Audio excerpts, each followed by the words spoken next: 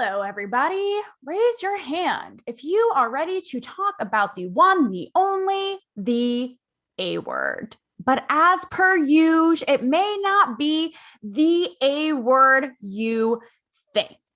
Welcome to Cancel Me Baby. I am your host, as usual, yet again, Taylor Ferber. And you know what? I just may be the only psycho on the internet who is willing to get down and dirty, double the R, and talk about the issues that are really like they ruffle the feathers. They ruffle the feathers, but we're getting in there because you know what? I don't know if it's because I'm crazy or that I just live on the edge. And you know what? I think all of you do too, because you're tuning in every week and you're along for the ride. So before we get into the A word, I do want to tell you guys, I just feel like that there is so much.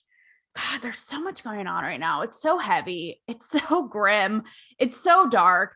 And there's just so much hate going on. And I really wanted to open the show by telling you guys, you are doing great. Not to be Miss Frizzle, but you're doing great. Like, girls, you look really pretty today. And guys, you look really handsome. Like, I may or may not bone. I feel like we could all just use like a little pep, because there is just like so much divisiveness. Everyone's just angry. And I just wanted to tell you, not only are you crushing it, you're looking hot, you're looking sexy. And you know what? Go give yourself some love, give yourself a hug, whatever it is you got to do, go and do it. Okay. All right. So the A word, appropriation. Appropriation. Yeah. Remember before when I said I was like crazy for getting into these issues? Well, here we go. Doing a back handspring into this one today. So appropriation is obviously an ongoing issue, but there have been a few things in pop culture that have intrigued my interest about this in the last couple, like even in the last week, the last few months. So without further ado, let's get it cracking. All right. First is Gwen Stefani, your local hollaback girl. Now, Gwen Stefani has been accused of appropriation through the years, right? Many of time. Most famously for hanging out with a group. By the way, if I butcher words during this episode, okay, I am trying. I'm trying my best, okay? Karajuku girls, right? Which is like the Japanese, like she had 4 Japanese girls, like her ride or dies during the Love Angel Music Baby era, right? One of the reasons she was accused for appropriation. So last week in Paper Magazine, she was asked about it. And here's what she said. She said, if we didn't buy and sell and trade our cultures in, we wouldn't have so much beauty. We learn from each other. We share from each other. We grow from each other. Oh, philosophical, Gwen.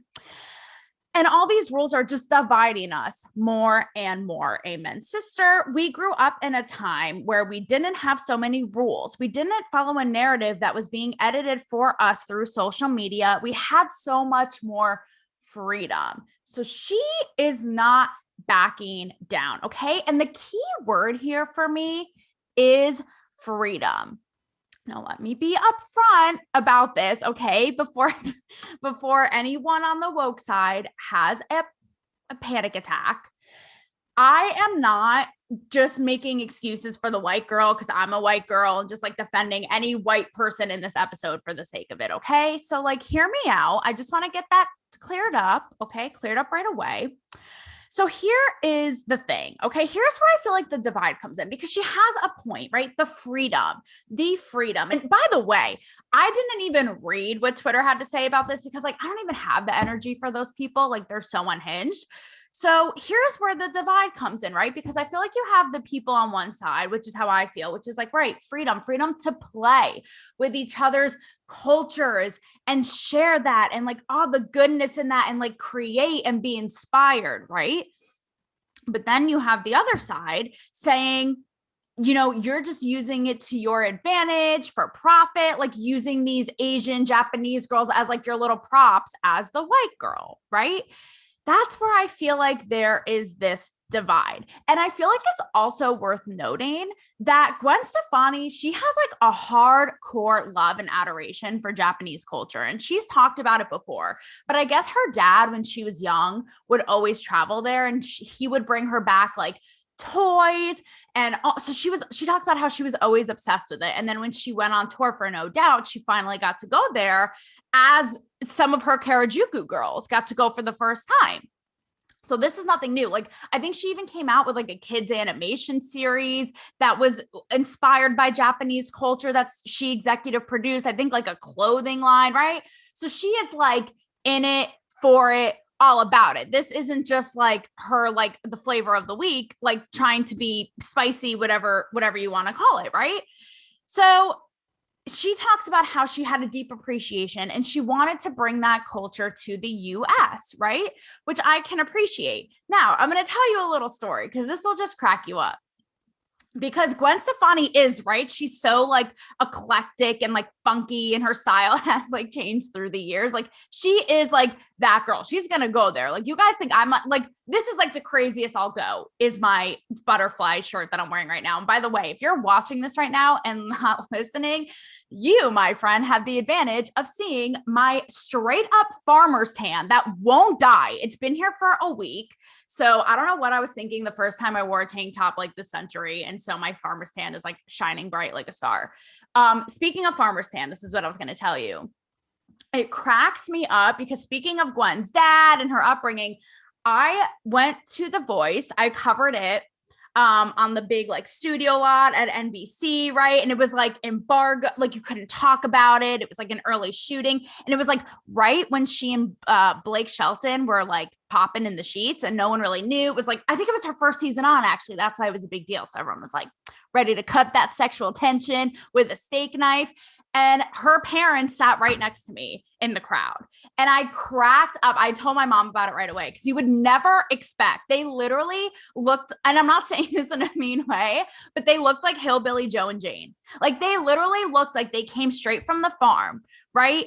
Milking the cows to come and watch The Voice, like in such a cute, endearing way. And I was like, they made Gwen Stefani, like they were in like, they kind of had like, the mom had mom jeans and like those like almost like, I don't want to say Crocs, but like a deviation of Crocs. And the dad, same thing, like may or may not have had some sort of iteration of a farmer's hat, trucker hat with a plaid shirt. Like, it just cracked me up because I was like, that semen and egg created the Gwen Stefani, right? Who would go on with like rocking it with her braces, her metal chains, like the whole thing. So, hey, you never know. And stars, don't forget your upbringing because we remember and we see it, you know, sitting next to them third row in at The Voice. Okay. This was like me with my popcorn. I didn't even give a shit about it. I was like, oh, Adam Levine, that's nice. But let me take in the glory of these like middle America, maybe parents like could die. Okay. So back to Gwen and her appreciation for Japanese culture. Okay. She talks about in this interview, right? Because you know they were probably trying to like get something out of her that would like stir the mob up.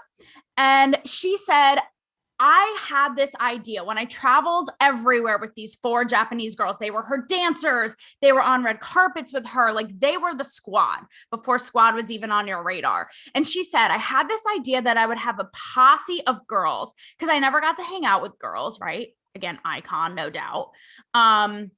They would be Japanese Harajuku girls because those are the girls I love. She said, those are my homies.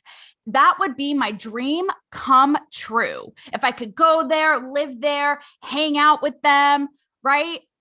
So this to me is somebody who, like I said, is she in the wrong for having that? Sometimes, like, I'm sure you guys relate, like there's a culture or a place and it just clicks. It just clicks. And I don't think that she's a bad person for wanting to bring that here, to celebrate it, to have her own inspirations by it, you know, whatever you want to call it. For whatever reason, I felt this way drawn to Los Angeles, California. Even when I was a kid, I must have hated myself because of all the places. LA, the most toxic, psycho, superficial, but you know what? You gotta love it. But I understand that feeling of like being drawn to a place. Yes, I'm like still coping. But obviously you're gonna have critics who are saying, like I said, this white girl's taking advantage, like She doesn't really understand the culture. It's just like surface level, that whole thing. Right. And it kind of reminded me because these girls who traveled with her and are in like the holla back girl video, this shit is bananas. Yeah. That little dance movie like that. They look like they're having a great ass time. You know what this reminded me of?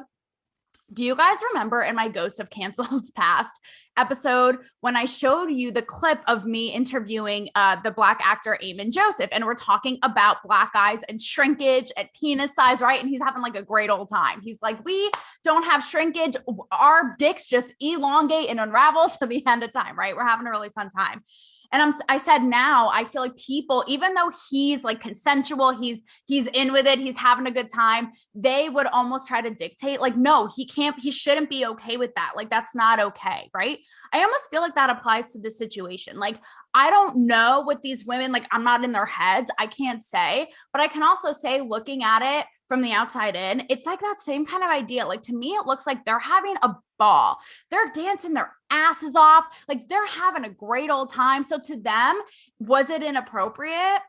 Was it appropriation? Now, someone could also argue, right?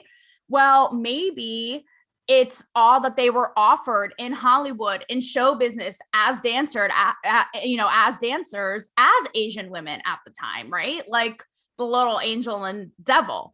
But again, like, to me, it's like, I feel like they're having a great old time and like are celebrating the fact that like their culture in some way, shape, or form is being brought to the mainstream stratosphere. You know what I'm saying? It's also worth noting, I feel like people like don't mention this a lot, that Pharrell Williams co-wrote Holla Back Girl, and he's in the video. It got me thinking, it's like, okay, but like, he's a Black guy. Is he appropriating it too? Because like he consented to like the creative direction of the song. He's in the video. Like, so it's Pharrell appropriating?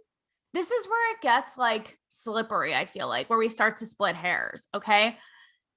And the idea that I really like, we're going to get into today is that has to do with all this is appropriation versus appreciation. Appropriation versus appreciation. And when I say splitting hairs, this is what I mean. It's because it feels like what's happening now, it's like they are splitting the most tiniest of split ends you have ever seen. And there's something to me about whether it be, we're going to get to food is my next topic. Like, thank God. It's the only thing that I care about in this life. But when it comes to music and art and Gwen Stefani and Pharrell or whoever it is, right? I think there's value in what she's saying. Like, we share from one another. We're inspired, right? It's always evolving and it's changing and it's fun and it's sexy, right? And think about it. When I said before, it's not just white people who are accused of appropriation. Do you guys remember when Nicki Minaj came out with Chun-Li? And she was accused of appropriating Asian culture, right? Not only the song and the lyrics, but like her whole aesthetic when she would perform it in the music video. Also, Beyonce and Coldplay with their video that was appropriating, people said, Indian culture, right? Where's the line? Because I also feel like it's almost, not to be negative, Nancy, but I almost feel like you can't win, because if you do like pay, homage and do something like these artists that I said, it's like you're appropriating, right? But then if you don't nod to it at all, then you're not giving any appreciation. So it's like, how do we win, or do we just fuck ourselves? No. Okay. I do have a solution. Don't worry. Negative Nancy is going to take a nap. Okay. Because we're going to be on the rebound, just like you and your ex, once COVID is like actually complete and the nails on the coffin. Okay. So believe it or not, people, appropriation has become a thing in food, blogging, chef, restaurateur culture. Okay. For anyone who knows me, like, this is my pride and joy. I'm screaming, I'm singing, I'm sweating, because in my spare time, all I do is watch Food Network. Okay. It speaks to my soul. Which I'm going to talk about this as well. I come from an Italian family, and like, if you hear me, you hear me. Like, we don't, we don't eat to live. We live to eat. It is the only reason for existence. If you ask me sex or food, I would say food, F right off. And that's that on that. Okay. So do you get my appreciation for food now? Okay, good. So food bloggers. All right. So get a load of this. Okay. And this is what I mean when it comes to appreciation versus appropriation and where the line is, because apparently the line is a cross between a piece of dental floss and some fairy dust that the tooth fairy brought your 5-year-old this week. Okay. It's just in the abyss. It's not even a concrete thing. Nobody knows. People are just making rules up as they go. Okay. So get a load of this. In December, there was a woman, you guys may or may not have heard of her, called Stephanie Izard. I don't know if that's how you pronounce her name, but roll with it. She was a Top Chef winner. She posted a recipe. So there's a Korean rice dish called bibimbap. I think that's how you pronounce it. So she posted a photo of this dish and called it bibimbap, and people were coming out to annihilate this girl and her rice dish, okay? Because apparently that wasn't traditional bibimbap. It was really what she came to say later, a cross between that. It was a little fusion of that and a Japanese beef bowl called gyudon. They're like, who is this white girl trying to pronounce these things? Make it stop. Okay, so here's the thing. So she posted this, got a ton of flack. People were like, how dare you? This is not bibimbap. It's a disservice to us. This is embarrassing. Like, how dare you not, like, you know, call it this and it's something else and all of these. Okay. And here's the thing. I feel like food, this is coming from a Food Network connoisseur. People are often inspired. They'll often say it's like a fusion of this, or I'm inspired by this. And they just like, that's what food is, like art, right? Like the Nickis and the Gwens, it's creating, right? It's getting inspired. So to put such harsh like rules on this, I don't think is going to help us. So here's an example. Okay. So part of the flack that she got was by Korean chef Won Kim. And he wrote on the Instagram and said, and I'm going to put up a picture of her talk because it was a video and then it's a screenshot of the bowl. He says, what's so good about this? The gross misinterpretation of a beloved Korean dish, at least call it a remix or something else, because that's exactly what it is. Okay. So here's where I can like acknowledge, like a little harsh maybe, right? But here's where I can acknowledge, I'm about to read you. He wrote a lengthy essay on Facebook following this, talking about the whole incident, right?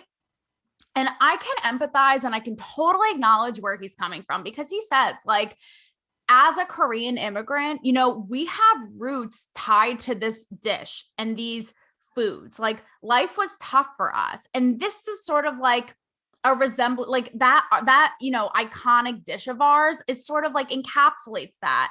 Not to mention, like he talks about, you know, when I was growing up in school, I would get picked on. Like, it wasn't the cool thing to bring in these Korean dishes. And now suddenly this white girl's like capitalizing on it and like passing it off and, you know, making it cool. I could see where he's like, yeah, bitch, that's annoying. Like, we did it first. And not only did we do it first, but we were made fun of for it. So I could totally acknowledge how he would be annoyed by that. Here's what he wrote.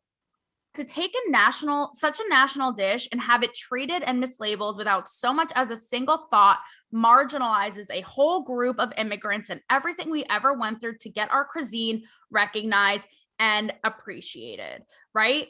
So what ends up happening? I'll let you guess. Guess who? She ends up, what do you know, right? Changing the whole caption, putting in bold letters and stars, saying update, you know, I want to make sure my language is clear. I hear you guys. I want to clarify. And she says, this is not intended to be authentic. This is my interpretation of these two dishes, right? Either way, all you have to know is she ended up like doing the whole, like, I don't know if it was an apology per se, but like the whole correction.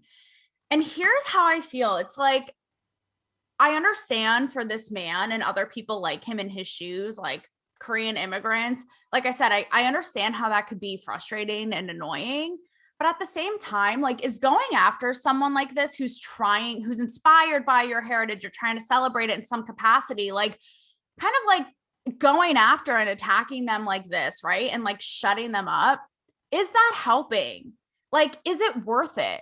Is it worth it? Because I kind of wonder, is it to the point, same thing with Gwen Stefani. It's like, do we want to get to the point where it's like, we can't share? It's mine. Like, I'm the one who's supposed to do it. Do you know what I mean? And a lot of people said too, like, this is where it gets into the divide. I would see comments that were like, oh, of course, like white people defending the white girl. And that stuff kind of bothers me because it's like that all just like perpetuates the divide even more. And at the end of the day, like, it's fun to share and to celebrate each other's cultures and not be so territorial about it, because I don't think that it's going to help. I don't think that it's going to help. Here's another example of why. Okay. If I left you on a little cliffhanger of where I'm going with this. So this happened more recently in March to a woman, a blogger who does the blog Half Baked Harvest. Her name is Tegan Gerard. So she kind of in the same vein, she posted what she called a quick noodle recipe that she incorrectly, people said, labeled as pho, which is a Vietnamese soup. Yeah, I'm like reading this like a story. Like, look at all my notes. I really can't. What is good to the Bill Maher's and the Stephen Colbert's who have a little teleprompter and a writing team? Yeah, your girl's going rogue. How you like that? I'm coming for your ass. Okay, so page 2 of my notes. So this woman, like I said, Tegan Gerard, posts this noodle soup she calls pho. Okay. So similar to the last story, she gets flack from a Vietnamese American blogger named Suzanne Nguyen, who says, what upset me most was that she passed it off as pho. The only thing that made it even close to pho was the fact, and this is spelled PHO, was that it was noodles in a broth. And then she says, I understand that food evolves, but when you're riffing on a dish in terms of ingredients, that doesn't make sense. So she's acknowledging it's like they want it both ways, people. They want like, this is again, where it's like you can't win, right? Acknowledging it evolves and you can be inspired by it, but this isn't an example of that. And it's like, well, why not? Like, this is where the line gets blurry. It's like, who's to say, right? So lo and behold, the same woman changed the name of the dish and actually issued a long apology. But it wasn't enough, specifically because of the backdrops of what's going on right now with attacks we're seeing against Asians, right? And people said, like, if you appreciate our food and our culture, why don't you, this is one comment I saw, why don't you speak out on the attacks that have been happening to Asian elders this week? And a lot of other people too said, like, same thing goes with the bibimbap. If you are going to, use our food and our culture, like, number one, like this person, speak about, all the attacks that have been happening. Or another one I saw was like, get more in depth about the history, right? And I feel like, how do I say this? I kind of feel like it's a lot to ask of people. I'm sure their heart is in the right place, right? They're not behind the scenes being like, F the history, or who cares about these attacks. But how much are we going to expect from people? Especially when it comes to like the history, right? I don't think that you need to have a full oral dissertation history of a single dish in order to appreciate it. I'm going to get to that in a second. So it's like, how much are we expecting from people? I mean, could these bloggers, given that they're taking inspiration from Asian cuisines and posting it in the backdrop of what's going on, could they give nod to what's going on? Sure, that would be a nice touch. But I just feel like it's a lot to expect from people to sort of add all these layers, talk about current events, what's going on, talk about the history of the dish, talk about this. It's like, not only can you not win because omitting it is bad, you're not even acknowledging it, but then using it is bad because you're appropriating, you're not doing it the right way. And it just creates this culture where it's like, people are going to feel like they don't want to go near it, period. And again, I'm not making like an excuse for white people, even though, like I said, it doesn't just apply to them, but it's going to make people be like, you know what? I don't even like want to go near it because I don't want to do it the wrong way or this way or that way and take on all this responsibility. When at the end of the day, I love how this food tastes. It's really fun for me. I love to fuse it with other things and make new creations. Should you have to take all of that other stuff on? When the reality is, which I'm going to get to, these histories and the complex, even like current events, are tied to so many different cultures. So how can you always get it right? Do we want to encourage people to include it and try it out and play with it and experiment, or just be like, I'm scared, I don't want to mess it up, so I'm not even going to go near it, and then omit it altogether? Someone, a critic of the latter girl, said, "Pho is the ultimate love language in Vietnamese culture. It's the ultimate comfort food and how we say, I love you." Now, this like struck me because it's like, doesn't it again seem contradictory to you?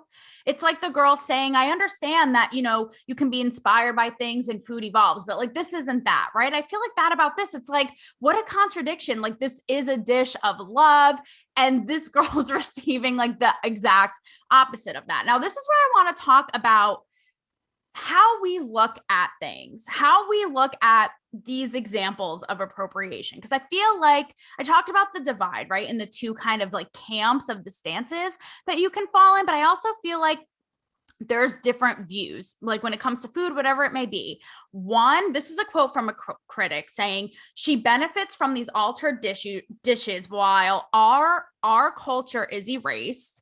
Which again, I could acknowledge and understand how someone would feel that way, though I don't agree, especially speaking from my own heritage, which I'm going to get to, versus, right, being excited that people are trying it. So on one hand, being like, well, gee, you're capitalizing off of it and I'm being put in a dumpster. And then the other side, which is like, no, you know what? Give her a break. Like, good for her for making it mainstream. Here's a comment about that on the on her post, saying, as someone who was born in Vietnam, grew up in the US, she said, I'm glad she uses the word. It means pho is gaining recognition and popularity, right?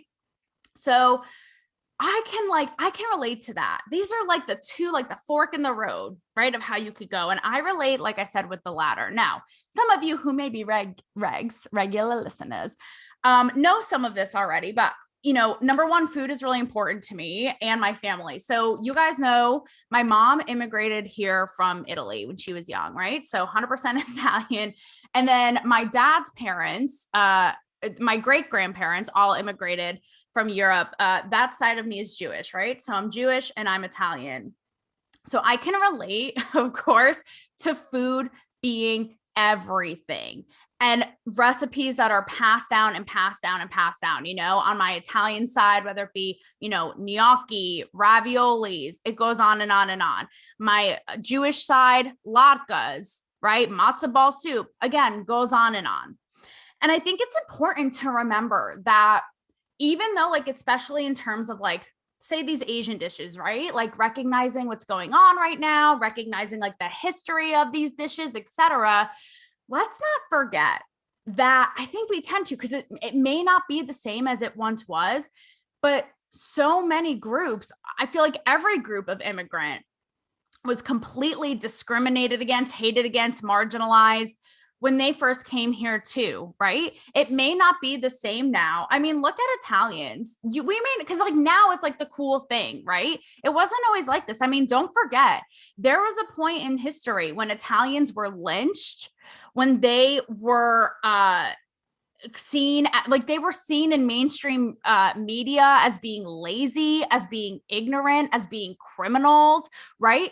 The KKK would be anti-immigrant when Italians started coming over. Same thing with Jews. Like the KKK grew in size because they were anti-immigrant. Same thing, right? For Irish Catholics, Mexicans, Italians, like I said, because of their Catholic religion, right? They're coming into Protestant America. So they're marginalized and discriminated against for that.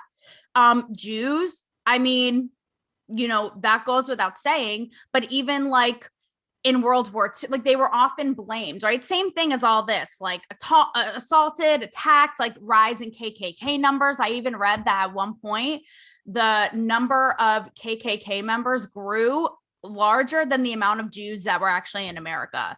And with, like I said, with World War I, the Great Depression, Jews were often seen as like the scapegoats or the reason for things happening, right? So let's not forget that this goes back to so many cultures, even though it may not stand as much now, like we're seeing, for instance, horribly against Asians and things like that, right? But I think that a big reason for this is because of the integration. And I'm not saying that Americans like whitewash Italians. That's not what I'm saying. But I'm saying like the integration of our culture, not saying like this is mine and you can't use it.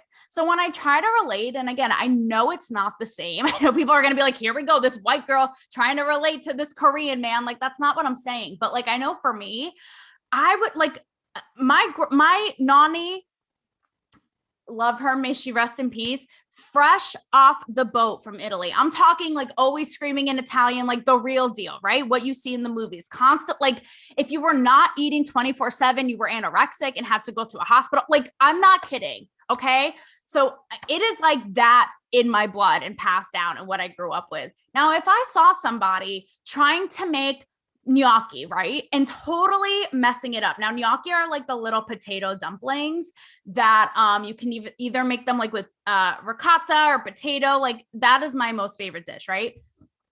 If someone like who wasn't Italian tried to make them and made them into like a star shape and made them in the totally wrong way and totally butchered them, I wouldn't be all up in arms being like, number one, I need to see a manuscript of the history of gnocchi and what it meant to the Italian people, how it still reflects today's, like, no, I would probably laugh being like, good for you for trying, but I would also be psyched. I'd be like, yeah, you should want to emulate and try our food because it is the effing best. So enjoy, like, good for you for trying it. I wouldn't want them to be so afraid of trying gnocchi and messing up the history and not giving it the right ode or homage that they just don't even try it and like think about it in their sleep. Like, I would want them to try it and to experiment, you know, and that's my point. And that's what I see happening here with all these examples. And I know for me, my favorite memories of food is actually the act, right? Getting around the table, talking, the music playing, enjoying, eating it, right? I don't need a textbook on the history of ravioli. Hell, I don't even know. I don't even know. Sure, it's like fun to learn about it and know about it while you're enjoying it, but I don't need that to enjoy it. Because even think about, like I said, Food Network is my only hobby. And I watch so many chefs who will say, like, kind of like the Gwen Stefani thing. Like these are people from all different cultures, not just white people, but they'll be like, I went to Italy and was just obsessed with the food. And now I have 6 Italian restaurants fused with like Mexican because I went to Mexico and it just spoke to me and I loved it, or whatever it is. Like, it's so cool to see them like own and really like learn about a culture and like bring it into their craft, right? And create new things. Like, aren't we always evolving? Isn't that it? Getting excited. Isn't that what we want? You know, and I'm going to bring this, I'm going to pintail this, right? With my fave. You guys know who know Bobby Flay. I know, like, my gosh. Don't even get me started on that ginger ass. Like, I don't know why, but I'm obsessed. It's like, he's kind of cocky. He has like the New York attitude. He's a beast in the kitchen. Like, I would throw it down. That's all I have to say. But even like Bobby Flay, right? Who always jokes about how like white Irish American he is. Like, he has restaurants that have like this fusion, that fusion. You know, he's really always inspired by like Southwest stuff. And that's like what I'm saying. It's like, who knows what you could create? The limits could be like, could have no bounds if we just kind of like what Gwen Stefani said, be free and let people go for it. Because you know what? I don't really see the alternative. So this brings me to my last point about the housewives. Dun, dun, dun, dun. The housewives and appropriation. This is when I was like, our society has gone there, because when they're talking about race in a hardcore way, like they're throwing tables over like race relations and not like, I don't know who looked at whose diamond wrong that week. I was like, this is how we know like we are at a place in our culture when this has hit the airwaves of the Real Housewives of Beverly Hills. So this example doesn't necessarily have to do with appropriation, but it has to do with race, how we talk about it, how it's going on in our culture, right? And like the whole conversation at large. And my overall point that like, if you punish people constantly for trying, it's just going to hurt us. It's not going to get us anywhere. And it's not going to make people want to learn or want to explore other people's heritages, right? So to give you a quick recap, guys, I promise you won't be snoring. Here's the sitch, okay? So we have Sutton, who's a white lady, and Crystal, who's the first Chinese lady. Real Housewives of Beverly Hills. Now, Crystal is married to a white guy who is mega rich, like directed all these Disney movies like The Lion King, etc. So they're in the kitchen having a sort of little tiff about race. They start talking about like stereotypes and things like that. And Crystal's like, as an Asian woman, like sometimes when people like say a joke or a stereotype, like it just hits you on such a deep level that you're literally seeing red. Like you see nothing else, right? And I totally can acknowledge that. I could see where she's coming from. So Sutton, the white lady, is like, I don't want to get into this. I don't want to talk about this. Like, I don't want to go here. I don't want to go here. And I feel like it's because of this inevitable outcome, right? Like I just said, we don't even want to talk about it because we know it's going to blow up into something that we don't want. Someone's going to end up apologizing. Someone's going to be looking ignorant or bad or racist or a certain type of way. So I can see why she's like, I don't even want to go here. I don't even want to go here. And she ultimately ends up saying, like, as a white woman from the South, I get stereotyped all the time as a redneck, as this, that. I just don't want to like lead with that, right? And like bring it out, which like I can't blame at all. So Crystal, the Chinese woman, says to her, like, on the defense, right? And this is the thing, is like I feel like everyone is always ready lately to pick a fight. Everyone wants to pick a fight. So she says to Sutton, oh, are you that girl? Are you that girl who doesn't see color? Right? Like sort of like on the defense.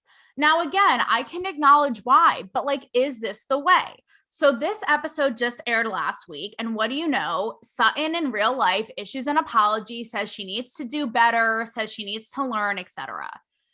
So here's what this was on the heels of, okay? Was an interaction between Kyle Richards, who's an OG housewife, she's white, and Garcelle Bouveau, who's the first Black woman on Real Housewives of Beverly Hills. She's an actress, and I've met both of them, and they're both one of my faves of all the housewives. They're fantastic. Garcelle was in, she's an actress. She was in like Coming to America, stuff like that. So what happened with these two, same sort of thing, is Kyle had a little fundraiser charity thing. And I guess Garcelle auctioned something or put a bid in. And so they're sitting down in front of everyone on national TV, and Kyle calls out Garcelle for never paying her for the fundraiser for the auction, saying, you never paid me. So it turns into this whole thing because Garcelle confronts her and says, are you just saying this because I'm a Black woman, essentially? Would you say this if it was a white castmate? And Kyle's sort of like taken back because in her mind, she even says, she's like, I didn't even think of it like that. I would say it if it were anybody. And keep in mind, like Kyle is pretty savage. This is the same woman who called out her own sister for being an alcoholic on national TV in season 1. So I personally feel like she would call it out no matter if they were blue, green, pink, purple. I don't think that it would matter. And she even says that. She's like, that isn't even something I was thinking of. So Garcelle ends up explaining that she was hit a certain way because Black people have a stereotype of being cheap and not tipping, right? Which Kyle's like, and I even wasn't like, in watching it, I was like, I didn't even know that. So Kyle's like, I didn't even know that. Like I said, I wouldn't call it out no matter who it was. I didn't even know that was a thing. And that's where I kind of feel like it's tough because I don't think that Kyle was specifically doing something to hurt someone or saying something like racially motivated or insensitive or hurtful. And it's almost like, if anything, it's like, well, no, we came to find out Garcelle didn't pay, but it wasn't on purpose. It was a whole mix-up thing, right? So she didn't. She ended up paying later, but still, it's kind of like, to me, it's like, well, I don't think Kyle was making it about the stereotype. I think Garcelle was making it about the stereotype. And I can also understand why, right? That's a microaggression, whatever you want to call it, like something that she had to live with. So I get that. And I can appreciate that, unlike the former conversation, this at least was like civil and had a little bit of like back and forth where Kyle was like, oh, okay. It wasn't racial. I would never, and keep in mind, like Kyle's husband is a Mexican. So I think she would have a little bit of wherewithal to not like personally attack this girl because of her race. Right. But at the same token, she's like, oh, I didn't know that. Okay. So now I know. So at least it was like a little bit of an open dialogue, right? Versus like shutting the person out, like in the form of being like, oh, are you that girl? Are you that girl who doesn't see color? Right. And the twist is, Crystal even said in an interview last week following this, saying, something to the effect, oh, she said, we have to move the needle. The more conversations there are, the more understanding. But to me, like, it doesn't feel like a conversation. In Garcelle and Kyle's scenario, yes, it was a little bit, here's where I'm coming from. Here's where I'm coming from. Oh, okay. I didn't even know that. But, that idea. But with Crystal and Sutton, I didn't feel like that at all. I felt like it was like one person getting attacked and having to shut up. And is this what they want? And I'm not trying to like police any of these women's feelings. But again, as an outsider, it just feels like, yes, we have to be like cognizant. I think that there's a difference between like outwardly, blatantly, like, again, trying to be hateful and mean to somebody because of their race, because of their religion, whatever it may be. And something like the Garcelle example where Kyle's like, I didn't even know that was a stereotype, because that's going to be tough. We're always going to be worried about what we're saying. Is this going to offend somebody? Is that going to offend this person? Do you know what I mean? Take me, okay? The what is it? The stereotype that Jews are cheap. Someone may joke about me being cheap or whatever, right? I'm sure it would hit a certain way, but I can't expect them. I feel like I can't, they can be aware, but I can't expect them in their head to be like, censor themselves and be like, think it would hit a certain way. Do you know what I'm saying? And be like, well, gee, you should know because I actually am Jewish and we're always said that we're cheap and da-da-da. Like, I feel like we have to have a little bit more understanding on both ends. So I thought that was really interesting. And it sort of feeds into this whole idea, right? Of like the two perspectives and how you look at it, how you look at whether it be appropriation, how we talk about race, this or that, the idea of it being like, nope, you can't, or it has to be this way, and having a little bit more understanding and being like, well, no, it doesn't have to be so rigid. It can be open and it can be in flux. So here is how I want to end this. It's like, do we want these dialogues or not? Do we want to always take ownership and be like, it's mine? You can't do it unless it's perfect and you dot your I's and you cross your T's, right? Or are we going to have a little bit more understanding? And I wanted to share with you this really, really powerful comment because in my USA Today op-ed, I talked about how everything I went through with Chrissy Teigen, right? I still don't want her canceled. I don't believe in cancel culture. I don't think it gets anyone anywhere. I think it just causes this very thing I described today, which is like people petrified of doing the wrong thing, and kind of what Gwen Stefani said, like causing more of a rift and more of a divide. And instead, we need to bring people in. Bring them in, let them mess up, let them learn, like, let's grow and do it together. Okay. And this woman, I thought this was powerful. So she's not only an Indigenous woman, but she was an assault survivor. And she said to me, I crave hard conversations that lead to understanding and change, not for me, but for all people. You'd think a global pandemic would inspire humanity, but it caused divisiveness at a global level. And I just thought that was really powerful coming from her because I'm like, this is somebody who should be in theory, like the most like unforgiving, uptight about it. And she's like, no, I want that.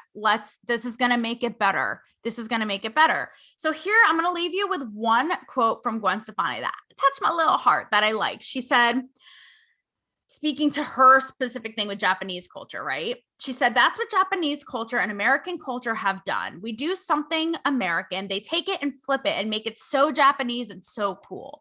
And we take it back and go, whoa, that's so cool. That's so beautiful how our cultures come together. So I want you guys to leave thinking about that. Are you, and there's nothing wrong with being prideful of your heritage. I am that way. But are you going to hold on to it so tight so that nobody can have a stab at it or try it or mess it up? Are you going to invite them to do it, say the wrong thing, make the wrong recipe, whatever it may be? Because ultimately that's going to lead to a richer, truly more diverse and fun and exciting and sexy place to be, right? Because we're all different and it's worth celebrating, not shutting each other out. And before we go, this is one little thing for the road. I went to my IG story because I want to celebrate all of you and all of your culture. So I asked, what some of your favorite dishes from your cultures were. So I'm going to share some before I leave you today. So this is, let's see. So here are some of your faves. We have poutine, a note saying the best is from Quebec. For Italian, we have lasagna, gnocchi, pizza. Yes, absolutely. Let's see. This is a Spanish-inspired Filipino dish. I think you pronounce it salpicao. I think it's like a beef dish. Okay, and this is a Polish stuffed cabbage. It's called galamkai, I think. I'm so sorry if I butchered this, okay? It's not a cute look. Okay, and then lastly, Americans, you gotta love it. We got steak, we got fried chicken. Okay, so with that being said, be more open, stay hungry for the gnocchi and the pizza, stay hungry for all the different cultures coming to life. And with that said, I'll be waiting in my bed, waiting for you to feed me pizza, and I'll love every minute of it. And I don't even care how you make it. How's that? See you guys next time.